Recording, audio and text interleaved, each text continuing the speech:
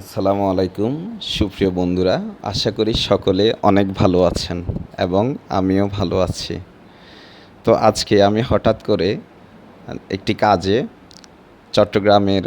দক্ষিণ চট্টগ্রামের চাতুরী চমুনি প্রান্ত থেকে কর্ণফুলী টানেল হয়ে পতেঙ্গা প্রান্ত পর্যন্ত আপনাদেরকে দেখাবো এবং আশা করি ভিডিওটি আপনারা দেখবেন এবং আমার সাথে থাকবেন।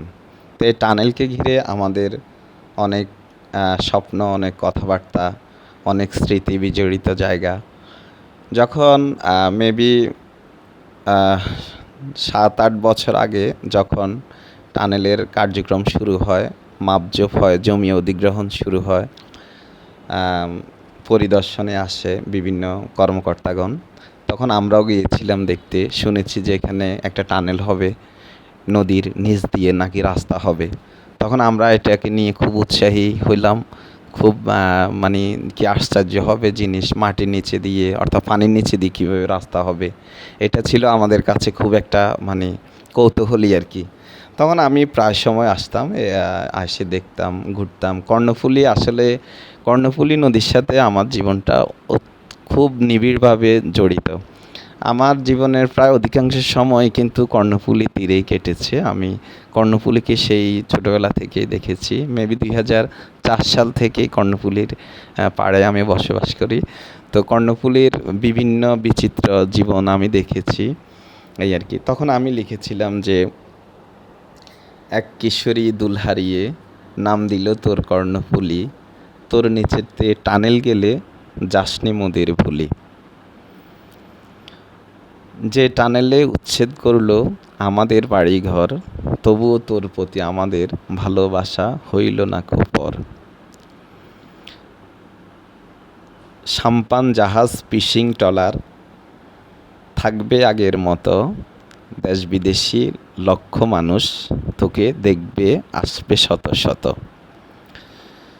কর্ণফুলীর ওই পাড়িতে বন্ধু তোমার বাড়ি, টানেল হলে এক দৌড়েতে দিব আমি পাড়ি। এভাবে লিখেছিলাম।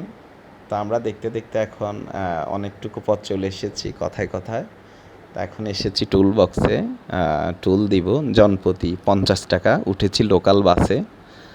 তো 50 টাকা টুল দিয়ে তারপর আমরা ইনশাল্লাহ টানেলে ঢুকবো। তারপরে লাইনটা ছিল এরকম যে, ইলিশ লইট্টা ছুরি মাছ আরও খাচ্ছি তোর নুন, তাই তো বলি সবার সেরা কর্ণফুলীর গুণ। তো এই লেখাটি তখন সময়ে ফেসবুক যারা ইউজ করতেন তারা অবশ্যই আমাকে চিনেন অথবা আমাকে দেখেছেন। আমার এই লেখাটা অনেকজনে দেখেছে। তো আজকে আমি যেহেতু হঠাৎ করে আসলাম, এসে আমি কর্ণফুলী পাড়ি দিচ্ছি এবং টানেল পাড়ি দিচ্ছি, তখন আমার মনে হলো যে আমার সেই পুরাতন বন্ধুরা যারা আমার সাথে ফেসবুকে 15 বছর অথবা 10 বছর ধরে আছে, তাদেরকে একটু দেখাই। যারা এখনও দেখেননি, অনেকে অবশ্যই দেখেছেন, তাদেরকে একটু দেখাই আবারও।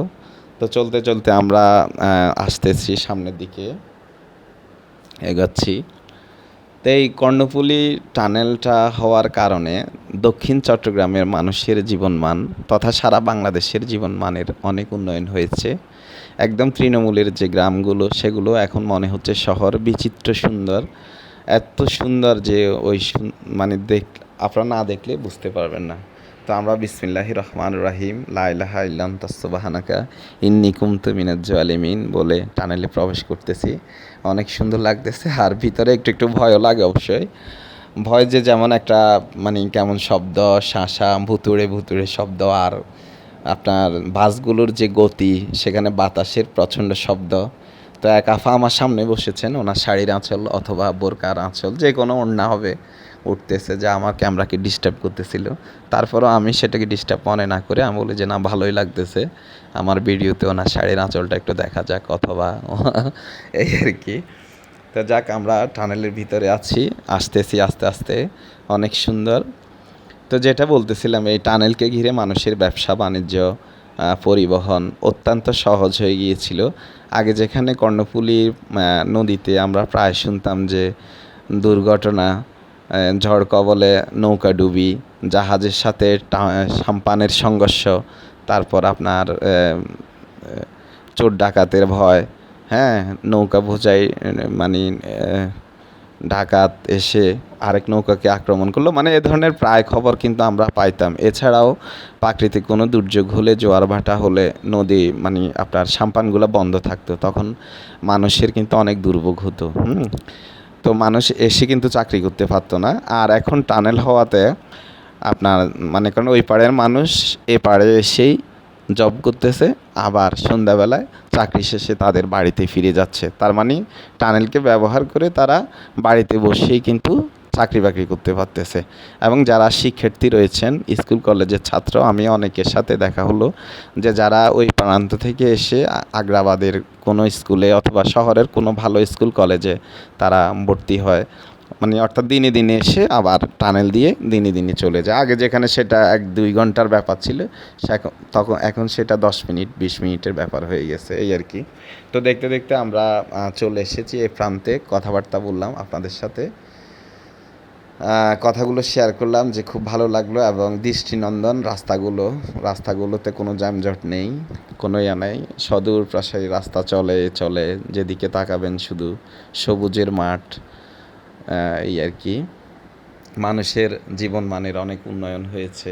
ভালো থাকুক আমাদের কর্ণফুলী নদী, ভালো থাকুক বাংলাদেশের সকল মানুষ, ভালো থাকি আমরা, ভালো থাকবেন আপনারা, সকলে দোয়া করবেন। ভিডিওটি কেমন লেগেছে অবশ্যই জানাবেন। আর আমার ভিডিওতে লাইক, কমেন্ট, শেয়ার করতে আপনারা অবশ্যই ভুলবেন না। ধন্যবাদ।